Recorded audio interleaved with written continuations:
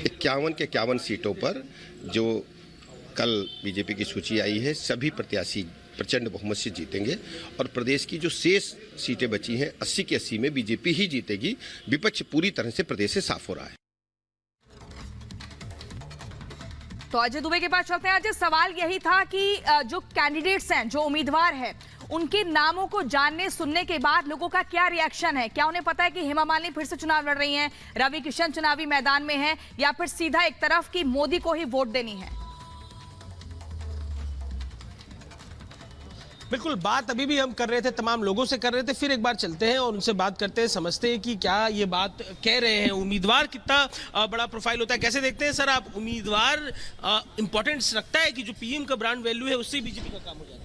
एक बार जरा मुझे लगता है कि ये बहुत क्रिटिकल विषय है, लेकिन फिर भी आज जो ब्रांड है प्रधानमंत्री मोदी का, वो तो चलता है भाई। तो जरा आप लोग बताइए कैसे देखते हैं आप लोग बताइए कैसे देखते हैं आप? अभी हम लोग बात कर रहे थे, कितना इम्पैक्टफुल रहता है नाम पीएम का? सर, पीएम का नाम जो बिल्कुल कहीं ना कहीं देखा जा रहा है ये साफ तौर पर अजय कि प्रधानमंत्री नरेंद्र मोदी का चेहरा, उनका नाम लोगों के लिए बहुत अहमियत रखता है। तो लोकसभा चुनाव नजदीक है, जिसको लेकर भारतीय जनता पार्टी ने अपनी पहली लिस्ट जारी कर दी है। इस पहली लिस्ट में 195 उम्मीदवारों के नाम का ऐलान किया गया है। पीएम मोदी की गारंटी में कौन हुआ फिट और किसकी हुई छुट्टी, इस रिपोर्ट के जरिए देखिए।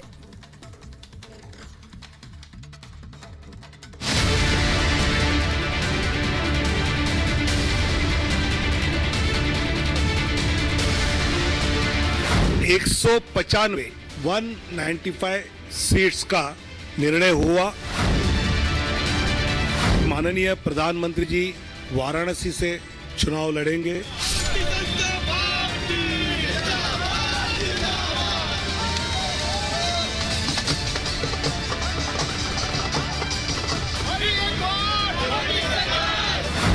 ताबड़तोड़ बैठकें, लंबा मंथन और सियासी गुणागणित के बाद आखिरकार बीजेपी ने अपनी सूची का ऐलान कर दिया। लंबे वक्त से जिस लिस्ट का इंतजार था, आखिरकार अब वो खत्म हो चुका है। मोदी ने अपने योद्धाओं को सियासी मैदान में उतार दिया है।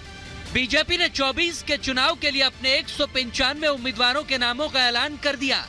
काशी से फिर पीएम मोदी, गांधीनगर से अमित शाह और लखनऊ से राजनाथ सिंह चुनावी रण में ताल ठोकेंगे। मोदी का वाराणसी से नाम आते ही धार्मिक नगरी में जश्न शुरू हो गया। 16 राज्य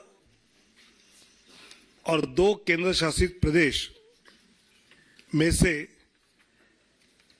195 सीट्स का निर्णय हुआ। उसमें माननीय प्रधानमंत्री जी वाराणसी से चुनाव लड़ेंगे। उत्तर प्रदेश एक बार फिर मोदी का चुनावी सेंटर बना है। वाराणसी से मोदी के नाम के ऐलान के साथ ही पार्टी ने 80 में से सबसे ज्यादा प्रत्याशियों का ऐलान अपनी पहली सूची में उत्तर प्रदेश से ही किया। उत्तर प्रदेश से पार्टी ने 51 तो मध्य प्रदेश से 24 प्रत्याशी उतारे। बंगाल से 20, गुजरात और राजस्थान से 15-15 प्रत्याशियों के नामों का ऐलान किया गया है। तो केरल से 12, तेलंगाना में 9, असम की 11 सीट, झारखंड की 11 सीट और छत्तीसगढ़ में भी 11 उम्मीदवारों के नामों का ऐलान किया गया है।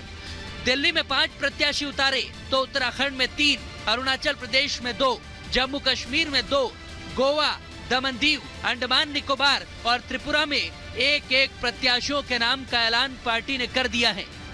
यानी 16 राज्यों और 2 केंद्र शासित प्रदेशों की 195 सीटों पर मोदी ने अपने प्रत्याशी घोषित कर दिए हैं। सबसे ज्यादा चर्चाओं में दिल्ली से बांसुरी स्वराज है, जो पूर्व विदेश मंत्री सुषमा स्वराज की बेटी हैं। बांसुरी साल 2007 से ही वकालत की प्रैक्टिस कर रही हैं। ऑक्सफोर्ड यूनिवर्सिटी से पढ़ाई कर बांसुरी लंदन से बैरिस्टर बनी। उनको टिकट मिलने का ऐलान होते ही बांसुरी के घर पर जश्न मनाया जाने लगा। बीजेपी की दिल्ली इकाई में जिम्मेदारी संभालने वाली बांसुरी स्वराज को पार्टी ने इस बार नई दिल्ली से बड़ा मौका दिया है। ये जिम्मेदारी मुझ अकेले की नहीं है, क्योंकि ये टिकट केवल भारतीय जनता पार्टी ने बांसुरी स्वराज को नहीं दी है। ये नई दिल्ली संसदीय क्षेत्र से प्रत्येक भाजपा के कार्यकर्ता की टिकट है। और मैं आपको बताऊं, मैं बहुत ज़्यादा कृतज्ञ महसूस कर रही हूँ और आभार व्यक्त करती हूँ हमारे यशस्वी प्रधानमंत्री श्री नरेंद्र मोदी जी का, हमारे माननीय गृह मंत्री अमित शाह जी का, हमारे राष्ट्रीय अध्यक्ष माननीय JP नड्डा जी का। नतमस्तक होकर मतदाता के समक्ष जाऊंगी और कहूंगी, मोदी की गारंटी पे वोट दो, क्योंकि मोदी की गारंटी पूरी होने की गारंटी है। और इसीलिए अब की बार 400 पार, फिर एक बार मोदी सरकार। 543 लोकसभा सीटों में से बीजेपी ने 195 पर अपने उम्मीदवार उतारे हैं, जिसमें सबसे ज्यादा नाम योगी के गढ़ उत्तर प्रदेश से हैं। हालांकि यूपी समेत देश भर की लिस्ट में कई चौंकाने वाले नाम हैं, तो कई बड़े चेहरों का पत्ता कट गया है और उनकी जगह अब नए चेहरों को मौका मिला है। आगे आपको बताएंगे एक एक हॉट सीट का हाल, मगर पहले जान लीजिए कि मोदी ने जो अपने सेनानियों को रण में उतारा है, उस लिस्ट में आखिर क्या खासियत है। बीजेपी की पहली सूची में 1 लोकसभा स्पीकर, 34 केंद्रीय मंत्री, 3 पूर्व मुख्यमंत्री, 47 युवा प्रत्याशी शामिल हैं। तो वहीं 28 महिला प्रत्याशी को मैदान में उतारा गया है। 57 OBC उम्मीदवार हैं, तो 27 SC उम्मीदवार और 18 ST उम्मीदवार भी इस सूची में जगह पाने में सफल हुए हैं। यानी मोदी ने राहुल गांधी के OBC फॉर्मूले और जातिगत जनगणना के कार्ड को 24 चुनाव से पहले ही फेल कर दिया। हर वर्ग और जाति से लोगों को टिकट दिया गया है। अखिलेश यादव के PDO को भी बड़ा झटका लगा है, क्योंकि बीजेपी की सूची में OBC, महिला, युवा, दलित के साथ ही एक मुस्लिम का नाम भी शामिल है। यानी मोदी को जाति और वर्ग की सियासत में उलझाने की फिराक में बैठे राहुल और अखिलेश के दांव अब धराशायी हो चुके हैं। भारतीय जनता पार्टी ने लिस्ट जारी की है, अब उन सांसदों को अपना रिपोर्ट कार्ड भी जारी करना चाहिए। बहुत से सांसद थे जिन्होंने गांव गोद लिए थे, उन गांवों की क्या स्थिति है? क्या वो स्मार्ट गांव बन गए हैं, जैसे स्मार्ट सिटी बन रही थी? तो अब तो रिपोर्ट कार्ड देने का समय है। ये जोड़ी एक बार पहले भी आ चुकी थी और उसमें फ्लॉप हुए और यूपी में समाजवादी पार्टी के 50 से भी कम विधायक हुए। तो काट की हड्डियां बार बार नहीं चढ़ती है। ये सिद्धांत विहीन और नेतृत्व विहीन एक मौका परस्ती का गठबंधन है जो चल नहीं पाएगा। और ऐसे गठबंधन, ऐसे विवाह हनीमून से पहले ही तलाक हो जाते हैं। वक्त बताएगा। इंडिया गठबंधन इस बार जितने भी बिखरे वोट होंगे, जितने भी एंटी जो है भाजपा और मोदी के खिलाफ जितने तोड़ फोड़ सारी किए हैं, वो सारा गठबंधन को इस बार वोट पड़ने वाला है।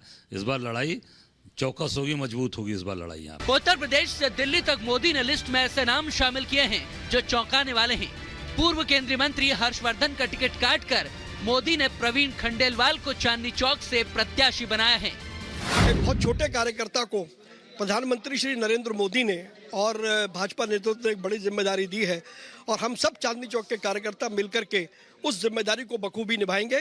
चांदनी चौक की सीट हम रिकॉर्ड मतों से जीतने वाले हैं। अब की बार 400 पार। कितनी चुनौती है इसके? कोई चुनौती नहीं है। प्रधानमंत्री जी का सक्षम नेतृत्व हमारे साथ में है, इसलिए चुनौती का कोई विषय नहीं है। कोई चुनौती नहीं है। दिल्ली की 7 सीटें हम जीतने जा रहे हैं। दिल्ली से मोदी ने 5 प्रत्याशी तय किए, जिनमें 4 नए लोगों को मौका मिला है। अब जान लीजिए कि किसका टिकट कटा और किसे टिकट मिला। अगर नई दिल्ली की बात करें तो इस सीट से केंद्रीय मंत्री मीनाक्षी लेखी का टिकट कट गया है और यहाँ पर सुषमा स्वराज की बेटी बांसुरी स्वराज को टिकट मिला है। पश्चिमी दिल्ली में प्रवेश वर्मा का टिकट कट चुका है, उनकी जगह कमलजीत सहरावत को पार्टी ने मौका दिया है। तो दक्षिणी दिल्ली से सांसद रमेश बिधूड़ी का टिकट काटकर पार्टी ने अब विधायक रामवीर सिंह बिधूड़ी को मौका दिया है। मध्य प्रदेश की राजधानी भोपाल से साध्वी प्रज्ञा सिंह ठाकुर का टिकट काटकर यहां से महापौर रहे आलोक शर्मा को टिकट दिया है। तो मध्य प्रदेश की ही गुना सीट से KP यादव का टिकट काटकर अब पार्टी ने केंद्रीय मंत्री ज्योतिरादित्य सिंधिया पर दाव लगाया है। MP की सबसे खास सीट मानी जाने वाली विदिशा से रमाकांत भार्गव का टिकट काटकर मध्य प्रदेश के पूर्व मुख्यमंत्री शिवराज सिंह चौहान को मैदान में उतारा है। शिवराज को टिकट मिलने के ऐलान के साथ ही भोपाल में उनके आवास पर जमकर जश्न मनाया गया। कार्यकर्ताओं और समर्थकों ने मिठाइयां बांटी। भाजपा की पहली लिस्ट आते ही भाजपा कार्यकर्ता उत्साहित है और मध्य प्रदेश में अगर उत्साह की बात करें तो शिवराज सिंह चौहान को विदिशा से टिकट मिलने के बाद से देखिए उनके बंगले पर यहाँ पर उनके समर्थक जो कार्यकर्ता हैं, जो नेता हैं, वो सब यहाँ पर ढोल नगाड़ों पर नाच रहे हैं, अपनी खुशी का इजहार कर रहे हैं। माननीय शिवराज जी ने पहले घोषणा कर दी थी कि 29 सीट जिता के भेजेंगे। अभी शिवराज जी खुद चुनाव लड़ रहे हैं, वो पूरे प्रदेश में विकास की जो गंगा बहाई थी उन्होंने, फिर हम 29 सीटें जीतने वाले हैं। विदिशा से शिवराज सिंह चौहान पहले भी सांसद रह चुके हैं। ये सीट इसलिए भी खास है क्योंकि पूर्व पीएम स्वर्गीय अटल बिहारी वाजपेयी के साथ ही स्वर्गीय सुषमा स्वराज भी यहाँ से चुनाव जीत चुके हैं। ऐसे में फिर से शिवराज को मौका मिला तो उन्होंने मोदी के 400 पार के नारे को दोहराया।